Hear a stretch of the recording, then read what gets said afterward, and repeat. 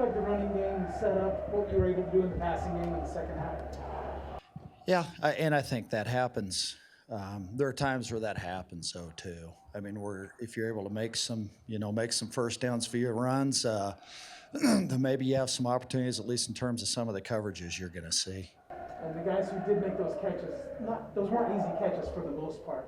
And what can you say about?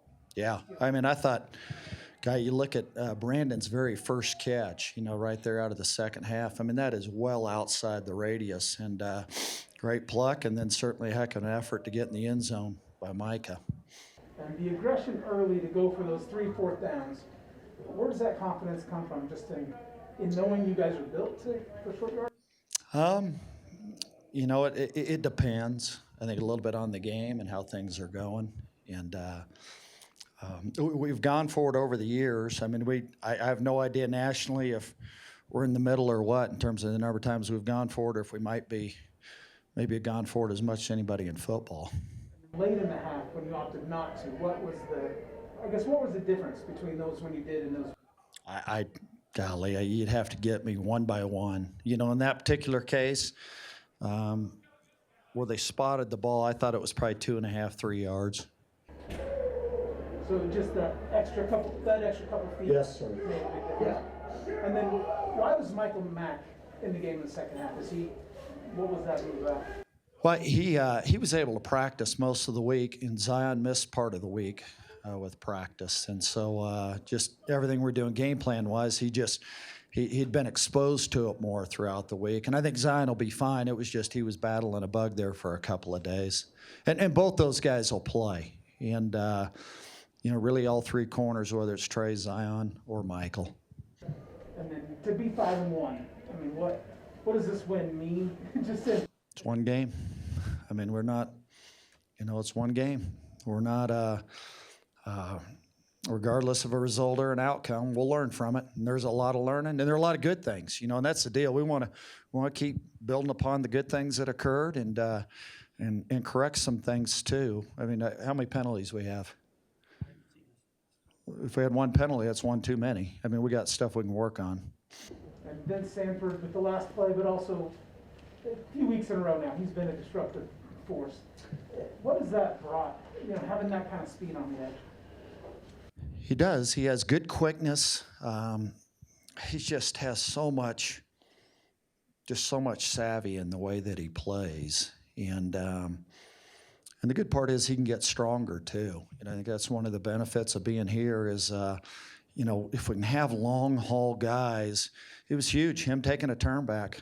I mean, you played against a team, they got all those super seniors, and they have it's apples and oranges, what was out there tonight. But, I mean, a guy like Vince Sanford being able to take a turn back, I mean, that's just a little thing, but it's a must if competing at the highest level is a part of it. And he's one of those guys that was able to utilize it in addition to those offensive linemen. Then they got going for a little while.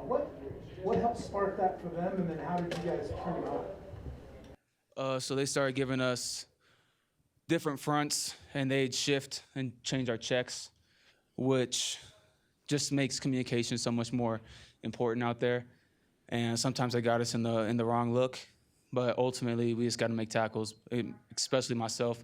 Just when you're coming downhill, you have to make the tackle. And when you don't, when they get those explosive yards after the play, it's tough to keep them getting 3 and outs. And you showed some speed running down Valladay.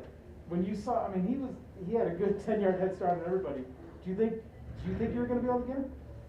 I mean, I just looked at the pylon and just started running, and wasn't thinking about if I was going to get him or not. But I was just going to try my hardest to chase him down. And TT was able to help me on that. Try to slow him down with the ankle swipe. It's just one of those things where you talk about effort on the field, and that's what we talk about all game, swarming to the ball. So once it spurted, I just had to chase it down. That's what the coach had been telling me all week. How much relief is there for you that you guys won this game, and the missed opportunity on the pick didn't end up being a factor? We won, so I only have about 2 hours to feel bad about myself for dropping a couple picks today. But we got the win, and just our offense controlling the ball the way they did, it was impressive, and it definitely gave us a lot of win that we needed. And I mean, 14 points for the defense again. You know, another one of these where, you know, you're holding teams below their average by a lot. Like, is this something? How are you keeping this going? How much fun is it now that you do have some stats to point to and a bigger picture to play for, other than just wins, but also some defensive pride? You know, we always take pride in being able to stop people on third down and getting the numbers that come with it. But at the end of the day, what we want is a win, and that's what we got today. So it just feels good to leave, especially winning at home against a very good opponent. Definitely feels good for us. If you look at a stat sheet, what do you look at first? I look at tackles first, but I can't find them for some reason. They're on the. There they go. Oh, okay. Sounds good. In terms of the team, is it the third downs? You think that's the big thing? You get off the field on third down, you give your offense a chance. You can shorten the field for them, and you know just making plays on third down and stopping the run on first and second, getting them behind the sticks, and then we just got to capitalize on the plays that we have available to us. Like Coach Rudd said all week, got to catch them once they throw to us, and I did it today. So definitely something we're gonna work on capitalizing all the opportunities that we have this week. Okay, real quick, Michael Mack played the whole second half. What is he like as a corner? Oh, he's really good. He's really good. So he's physical, he's long, he has a good football IQ, and he plays confident and he plays with his shoulder pads a lot of the time. So seeing him out there and definitely letting him get a lot of experience tonight was very, very key. One more for you, Trey, then we'll wrap it up. Being 5-1 at the halfway point, what does that mean? Do you feel like that's just setting up the second half, or is there something you can really point to here and say, you know, we've done something the team hasn't done in 11 years? It definitely feels good to be 5-1, you know, but we have really good teams ahead of us that we have to play, and ranking really doesn't mean anything at this point. Like wins and losses don't mean too much, just because every week's a new week and you have a new chance to go 1-0 every week. So that's what we're going to try to do against Boise State next week. Provide the exclamation point there. You know, how fun is this run you're on for you? It's been very fun. I'm just going out there, doing what the team needs, just trying to do my job every play, and then when a play comes to me, I try to do my best to make it. But it's just very fun. It's football, you know. I love football. How did you guys regain the momentum after they got it going there for a little while in the second quarter? How did you guys flip it back? We just came in the locker room at halftime, tie ball game. We knew it could have been more of a lead. The leaders of the team just came together and talked about it, and we just knew what we had to do to get the momentum back. And at the beginning of the season, you started as a spur, right? Yes. And now you're playing like the bandit or whatever they call the outside backer. Is that right? Yeah. I'm actually today I played both kind of, so I'm still just moving around, doing whatever is needed. I mean, you're clearly excelling as a pass rusher. You know, is that something you always wanted to do? And I guess it's a little surprising that it took them a while to find you that role. But was that always what you felt you were best at? Not really. In high school, I played wide receiver mostly, so I never envisioned myself as a pass rusher. But when they put me in a position, I just try to do my best and do what I can do. You know. And you might be the team's defensive MVP at the halfway point. I mean, do you feel like you've had that kind of year already? I don't really try to think about things like that. We have a lot of great players on this defense. Everybody's making plays. Everybody's flying around. And we're just together as a unit. And the plays that I make, I wouldn't be able to make without my teammates. So, I don't really think about an MVP or anything like that. And, what's this win mean to you? You know, beating Wyoming, everybody knew you're going into this stretch. It's going to be a little bit difficult. Wyoming was the first part of that. To pass the first test, what to me? It just means a lot. It just means we're proving to ourselves and to everybody else what type of team we can be. And it just starts now, and we just got to keep the ball rolling, you know. And is it a little different on the field against Wyoming? Is there a little more said? You know, it just seems like it's a slightly more heated rivalry. Is it like that on the field? To be honest, no, it really wasn't. It was just about the same as all the other games we play. You know, it's football. There's gonna be things said, but there was nothing extra or anything going on. 33 more carries. How are you holding up through this workload you've been given? I've been all right. I mean, there's definitely a lot of bumps and bruises, but I think so far I've been pretty good. Going to the trainers, all the trainers have helped me out a ton, and it's a lot of the offensive line letting me get to the second level half the time, letting me take on the littler guys. So it's a lot better there too. So did you just earn that hat today? I earned it. What was that? Yesterday night I earned it. I was, I guess, inaugurated. Or what is it? I don't know. What is it? What was their reasoning? How did you earn it? What did they say? They just said I started to embody the diesel mentality, and that's basically what they said. Were you the only recipient this week? I believe, yeah, I was the only recipient this week. And so, I mean, you came into this game leading the league in rushing. You added 140 more. Is that something you're starting to be aware of? Is where you sit in the stats? I'm not too concerned about the stats, honestly. As long as our team gets the win and keep moving forward. We've made a lot of mistakes today that we're going to clean up, including several that I made. So I'm not too worried about the stats and just whether our team gets the win or not. And do you have any thoughts on the way the game went? Obviously, you guys started, it was like 10 first downs to none. And then they got going, and you guys, lost momentum for a little while and then got it back, mostly with the passing game. Like, do you have any thoughts on the way the game went? They started making some plays. We started losing momentum, and there was just a lot of momentum changes. We started to get it figured out, and that's basically it. Just a lot of momentum changes, and you could kind of see the team that we were, the way we fought back too. And the way the passing game was integrated into things, going forward, how important is that going to be to be able to have that extra dimension? I think it's very important. I mean, if we can have a really good passing game, that's also going to help with the running game, and we got a QB like Zeke. It's pretty nice. Oh, that was sweet, man. Thought it was good. That was sweet. Anything else for Brett? Yeah, I mean, Zeke's next to you also wearing the diesel hat. Like, why do you think he has it, and what does it mean for you guys to both be sitting there, both having the hat on? I mean, he embraces the diesel mentality. I mean, you see him running through dudes. You see him. He's not afraid to get hit and put his buddy on the line, and I think that's part of the diesel mentality, working in the trenches. And, like, I don't know that you really explained this. I want you, if you wouldn't mind, why do you think that you earned that? Like, why? You said why they said it, but why do you think you earned it? I think probably I earned it. I think my blocking has definitely increased over the games, and then just trying to get hard yards and keep my feet moving. I think that's why I earned it. And if we can just kind of keep this going real quick, why do you think you have the hat on at the same time?